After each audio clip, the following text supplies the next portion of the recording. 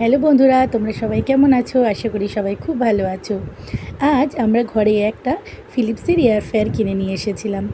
তো আনার পরে আমার পতিদেবের আবদার ছিল এতে চিকেন তন্দুরি বানানোর। তো সে সেই কথা মতন চিকেন কিনে নিয়ে এসেছিলো। আর আমি চিকেনটা না 2 ঘন্টার জন্য ম্যারিনেট করে দিয়েছিলাম সব মশলাপাতি দিয়ে, মানে যা যা লাগে আর কি ম্যারিনেশনে সব কিছু দিয়ে। তো আমি এটা কিছুক্ষণের জন্য প্রিহিট করে রেখেছিলাম। তারপরে আমি আমার তন্দুরিগুলোকে সেই বক্সে দিয়ে আমি এটা 220 মিনিটসের জন্য দিয়ে দিয়েছিলাম, যাতে করে আমার মাংসের ভিতরটা আর মাংসটা টোটালটাই ভালো মতন কুক হয়ে যায় আর কি। তো তোমরা দেখতে পাচ্ছ উপরে কিন্তু দেওয়া আছে কোনটার মধ্যে কতটা দেওয়া, মানে কতটা পাওয়ার দিতে হবে। তো আমার 20 মিনিটস হয়ে যাওয়ার পরে আমি এটাকে একবার চেক করে নেব আর একটু উল্টে দেব।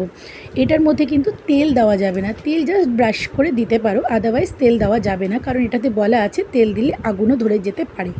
তো আমি এটা উল্টে দিয়ে আমি এটাকে আবার 10 মিনিটসের জন্য 180 ডিগ্রিতে দিয়ে দিলাম।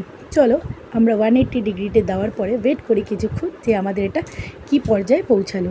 তো আমাদের এটা হয়ে গেছে আর আমরা সুইচটা অফ করে দিলাম। আর এবার দেখব আমাদের এটা কি পজিশানে আছে। তো বন্ধুরা, তোমরা দেখতে পাচ্ছ আমার চিকেন তন্দুরি কিন্তু একদম রেডি হয়ে গেছে। চলো এটাকে এবার প্লেটিং করে আমার বরমশাইয়ের সামনে হাজির করি। তো তোমরা জানিও আমার আজকের মেনুটা কেমন লাগলো। আর সবাই ভালো থেকো, সঙ্গে থেকো, লাইক শেয়ার কমেন্টের মাধ্যমে তোমাদের মতামত জানিও। টাটা।